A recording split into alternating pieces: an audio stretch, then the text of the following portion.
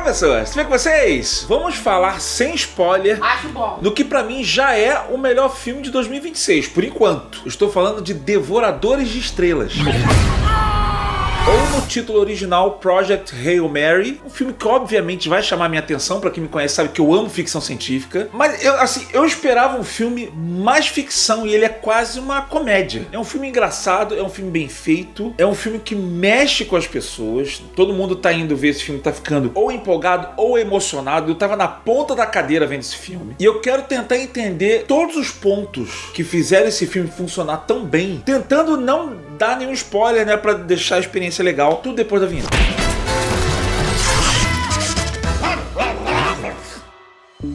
Vamos lá, deixa eu tentar entender por que esse filme é bom. Acho que a primeira coisa que eu tenho que ver é a direção. Esse filme é escrito e dirigido por Phil Lord e Christopher Miller. Quem são esses caras? Eles são os responsáveis pelo Aranhaverso. Foram roteiristas dos filmes do Aranhaverso, Aventura Lego, Tá Chovendo Hambúrguer. Já tá vendo aí a veia de comédia rápida que eles possuem? Eu acho que tem a ver por isso, sabe assim? Eu acho que o filme acabou sendo engraçado porque tá pegando os caras que são bons nisso. Até o histórico deles de direção, tô vendo aqui, dirigiram Anjos da Lei 1 e 2, Tá Chovendo Hambúrguer, Brooklyn 99. Então o que acontece? É uma dupla de diretores / roteiristas que tem uma boa intimidade com o humor e um excelente timing pra contar piadas e também pra emocionar, né? Como a gente viu no Aranhaverso. Tendo em vista isso, os diretores eles escolheram várias coisas acertadas. Eu já vou falar do Ryan Gosling. Ué, gostoso pra caralho! Lá na frente. Deixa eu começar falando o seguinte. Os caras já escolheram certo em adaptar um livro bom. O Devoradores de Estrelas, né, na verdade o Project Hail Mary, é um dos livros do Andy Weir, que eu achava que era Peter Weir, que é o diretor de Show de Truman, tal, excelente diretor. Eu me confundi. Outro livro que esse cara escreveu, Perdido em Marte. É o Perdido em Marte, Devoradores de Estrelas e o Artemis. Já tem filme de Artemis? Não, vai ter. Agora vão ter que adaptar o Artemis. Nem sei se é bom. Levando em consideração os outros dois livros, pô, eu não li o livro. Quem leu achou a adaptação muito boa. O que eu achei legal dessa história toda é que, assim, dentre várias coisas, personagens cativantes e tal, ele entra na ficção científica de uma forma que parece inteligente, por mais que possa não ser. De repente vai vir um cientista e falar, não, tá tudo errado, daqui não é possível, tudo bem.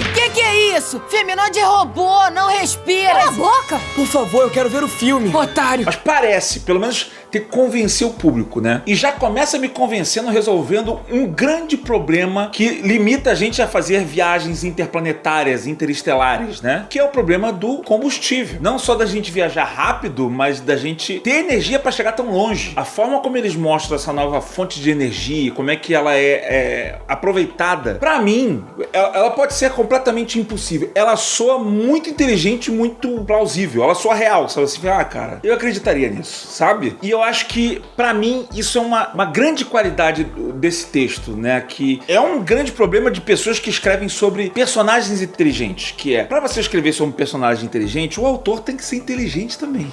Ou no mínimo uma pessoa esforçada pra pesquisar sobre o assunto e poder falar com propriedade, né? Seja o que for, eu acredito que seja uma característica do texto original, né? Do livro, de mostrar as soluções e coisas como caminhos inteligentes. O próprio personagem do Ryan Gosling, o tempo inteiro, ele demonstra que ele é muito inteligente. Seja pra ele descobrir quem ele é, onde ele tá, como é que ele calcula onde ele tá, depois pra ele estabelecer uma comunicação. Todos os personagens parecem inteligentes e me convencem que são inteligentes. Inclusive, falando de um deles, outro acerto do filme, eu tô muito feliz da gente ter a atriz Sandra Hüller num papel de destaque nesse filme. Sandra Hüller, pra você que não lembra, foi indicada ao Oscar por Anatomia de uma Queda e também apareceu no Zona de Interesse, mas o destaque dela foi no Anatomia de uma Queda. Excelente atriz, tá conseguindo ter o seu destaque agora no mainstream de Hollywood. Eu fico feliz, sabe assim? Atores e atrizes de fora de Hollywood chegando ali, sei lá, ela deve ser tipo o Wagner Moura da Alemanha, né? Ela deveria ser a Fernanda Torres da Alemanha. Mas a Fernanda Torres, engraçado, né? Eu tava pensando nisso. O Wagner Moura, eles certamente estão rolando mais convites pra ele participar e tal. E a Fernanda Torres, depois que foi indicada a melhor atriz, ganhou o Globo de Ouro, com certeza ela deve ter outros convites e a gente ainda não viu nada. Eu não vi nada ainda. Será que ela não quer ir pra lá, pra Hollywood? Pode ser também. Porque eu sou fazer filme no Brasil, não quero ir pra lá. De repente ela não quer perder contato aqui com o Brasil, porque o Wagner Moura, ele tem que investir na carreira, ele tá morando lá. De repente ela, não quero morar lá não, quero ficar aqui, que senão eu vou perder os programas que eu gosto de ver. Fernanda Torres, bota o NordVPN. Eu tenho uma amiga que mora no exterior. O que ela faz? Ela usa o NordVPN pra assistir as coisas aqui do Brasil. Você quer ver o Big Brother, você quer ver coisa do Globoplay, sei lá. Ah, Gaveta, mas eu não pretendo morar lá fora. Mas de repente você só tá viajando. Quando você tá viajando, você pode acessar o seu conteúdo aqui tranquilo. Ou vice-versa, quando você está aqui, você pode acessar conteúdo de qualquer lugar do mundo. Quero ver um filme que só está disponível no Canadá. Quero baixar um jogo que só está disponível no Japão. Jogo? Já pensou que você pode utilizar isso com jogo? Ah, Gaveta, eu não sei se eu quero alguma coisa que não esteja disponível aqui no Brasil. Eu não sei se eu preciso disso. Mas você se conecta no Wi-Fi público, assim, você vai pro Starbucks e você entra lá no Wi-Fi, quando você tá no shopping, quando você tá no aeroporto. Ah, vou conectar no Wi-Fi aqui, pediram pra conectar rápido. Tem que pagar no Pix uma conta, e aí tem que conectar no Wi-Fi da loja pra pagar Pix. Já passou por isso? Eu já passei por isso.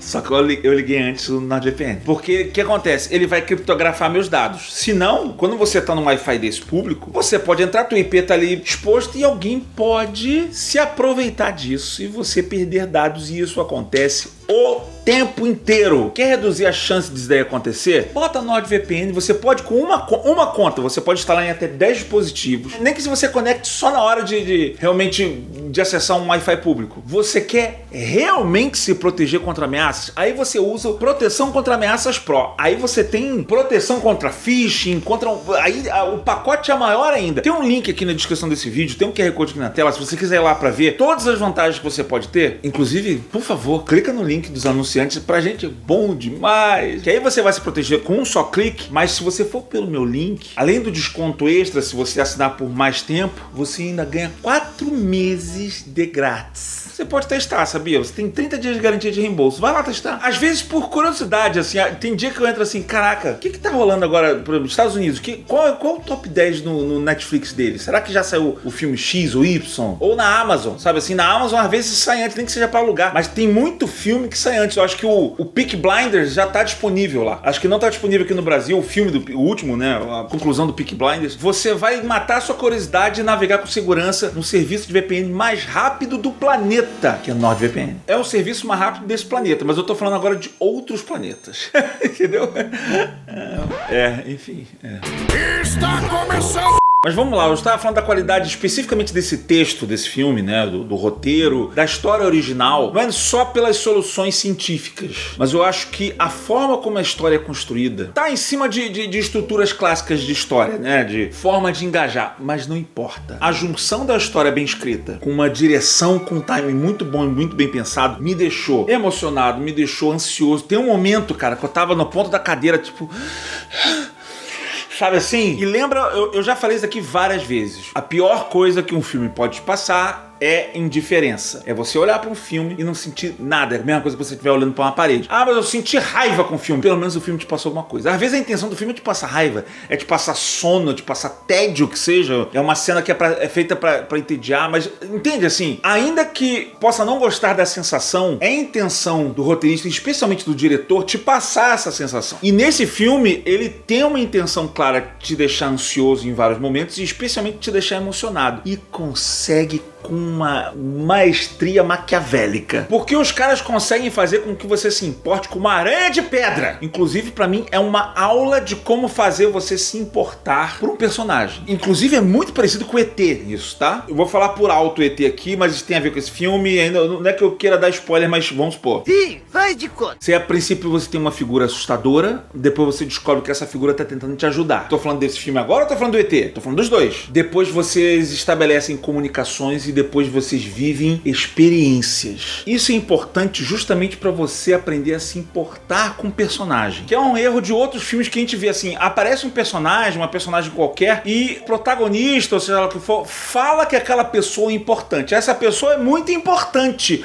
Ah, a pessoa morreu. Você fica só assim, assim, você fica assustado porque a pessoa morreu, mas tipo, foda-se, sabe assim? É meio, morreu. Agora, quando você mostra que um personagem não só é bom, é útil, né? Ele tá ali pra ajudar e especialmente passa por uma experiência toda com o seu protagonista, você vê um desenvolvimento de relacionamento, tem vários filmes que tem isso. Quando esse personagem é colocado em perigo, nossa, você fica, não,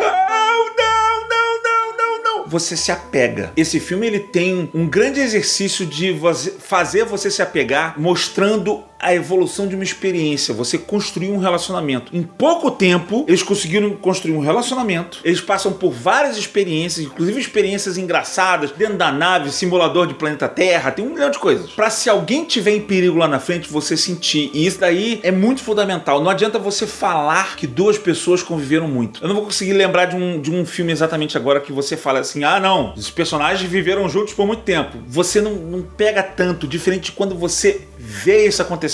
Por mais que tenha uma acelerada de tempo, você vê que dois personagens estão por muito tempo passando perrengue ali, fazendo coisas juntos, se divertindo, se entendendo. Você precisa desse tempo. Eu já falei de vários exemplos desses, assim, quando você quer mostrar que alguém tá triste ou que uma perda ela foi muito sentida, você precisa mostrar muito na tela que esses personagens estão sofrendo com essa perda, para que isso realmente tenha um impacto para vocês. Daí é uma noção muito grande de narrativa, sabe? Tanto do autor do livro e depois pra quem tá contando essa história. Mas o mais engraçado disso tudo é que você podia ter deixado um like nesse vídeo até agora, você não deixou, né? Não era isso que eu ia falar não, mas eu lembrei do like agora, você já podia deixar um like rapidinho nesse vídeo. Melhor ainda se você se inscrever nesse canal. Gaveta, tô vendo pela televisão. Caraca, dá pra você se inscrever pela televisão, dá pra você se inscrever no celular. Você só aperta se inscreve aí, gente. Tá chegando 1,5 milhão. Vamos fazer esse canal crescer mais. Ajuda a Gaveta Filmes, ajuda de todos nós. Mas enfim, voltando. Agora, o curioso disso é que eu falando dessas características, parece que eu tô falando de um filme de drama, um grande filme de drama. E ele, na verdade, ele parece um filme de comédia, quase.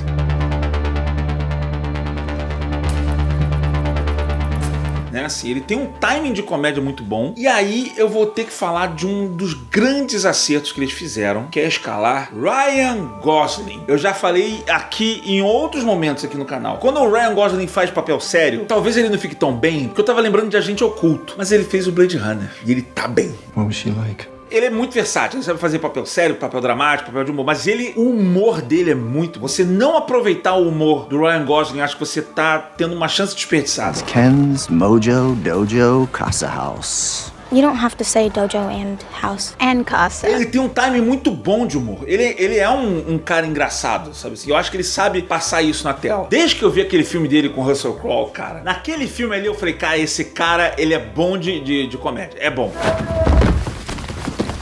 Shit. Don't. What's wrong with him? I don't know. I'm gonna ask him. E aqui tá solto. Chamaram o cara, soltaram. Vai.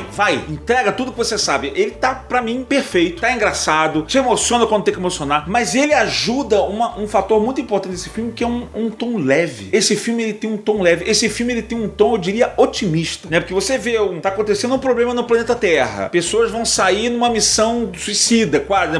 Project Hail Mary. Pelo nome, você já... Hail Mary é tipo... É o último recurso, sabe? Então, assim, quando eu vi o título do filme desse, eu já sabia que era uma missão, é a última missão da Terra, a última missão da humanidade, sei lá, alguma coisa nesse sentido. Então, assim, ele tinha tudo pra ser down, e não é. É um filme que, apesar disso tudo, ele tem uma vibe pra cima, uma vibe legal, uma vibe positiva, e daí vem uma boa escolha de tom do filme, né? É um tom pra cima. E eu acho que quando entra uma cena um pouco mais dramática, ela quebra tanta gente. Tem muita gente chorando nesse filme. Eu não cheguei a chorar, eu fiquei com o olho meio assim, mas eu não cheguei a chorar não, mas Você que é foda. você fica emocionado, sabe? Porque o filme, ele tem uma pegada leve, e aí quando acontece um negócio sério, meio que te pega desprevenido. Isso me lembra Spielberg. Spielberg sempre fez isso, assim. Quando tu vai ver os filmes dele, volta e meia, ele tá pegando leve, daqui a pouco ele manda um drama e você não espera, não, peraí. E eu tô falando muito de Spielberg hoje, né? Eu já falei do ET, que eu acho que esse filme tem um paralelo com o ET, acho que tem uma certa influência spielbergiana no jeito de se contar a história, mas é diferente. Esse filme, a estrutura dele tinha tudo pra ser complexa, mas ela ficou muito bem montada. E aí é um mérito de edição, um mérito de direção, disso tudo. Porque assim, premissa do início, tá? Isso tá até no trailer. Ryan Gosling acorda numa nave, ele não sabe nem quem ele é, onde ele tá, nada. O que eu tô fazendo aqui? Eu só astronauta, eu sou inteligente, eu não sou inteligente. Ele não sabe. E aí ele vai tentando descobrir. E conforme ele vai tentando descobrir, vão aparecendo flashbacks. O filme vai mostrando flashbacks, mas ele faz de um jeito que o flashback é como se fosse os pedaços que ele vai lembrando. Então a história do passado, ela vai avançando. São duas linhas, né, temporais. A linha dele na nave espacial e a linha dele na Terra, até chegar na nave espacial. E essas duas histórias vão meio que em paralelo, conforme ele vai lembrando, vai acontecendo. Então é uma receita pra catástrofe, você misturar duas timelines e pode ser complexo. O filme vai fazendo isso daí, você vai entendendo que ele tá lembrando disso daí, conforme o público também vai. É como se estivesse dentro da cabeça dele. Why is a school teacher in space? I have no idea what I'm doing in space.